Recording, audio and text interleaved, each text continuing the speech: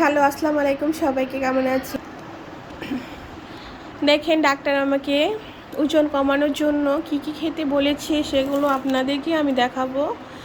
এটা হচ্ছে কাজু বাদাম।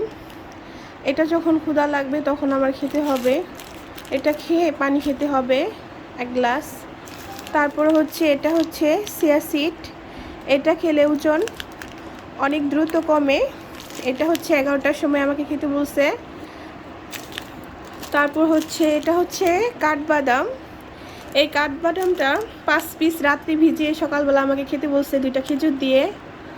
আর এটা হচ্ছে মেথি। এই মেথিটাও রাত্রে ভিজিয়ে সকালবেলা বাহি পেটে খেতে বলছে।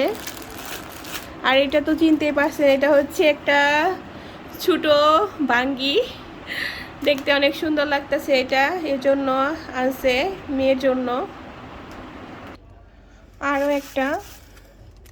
এই একটা ফলের নামটা আমি বলতে পারতেছি না, আমার খেয়াল নাই অতটা। এটাও খেতে বলছে সালাদ বানিয়ে। খেজুরটা যখন আপনার ভালো লাগে তখন 2 পিস, দিনে 2 পিস করে খাবেন, কোনো সমস্যা নেই মিষ্টি হলেও। এটা খেলেও অনেক উপকার। এটা হচ্ছে পেঁপে। এই পেঁপেটা আমাকে প্রতিদিন সবজি করে রান্না করে খেতে বলছে, কারণ পেঁপে খেলে গ্যাস্ট্রিকটা অনেক কম থাকে। আমার প্রচুর পরিমাণে গ্যাস্ট্রিক। আজকে পর্যন্তই, আবার নতুন করে আপনাদের কাছে নতুন ভিডিও আনবো। আসসালামু আলাইকুম, সবাইকে ধন্যবাদ, ভালো থাকবেন।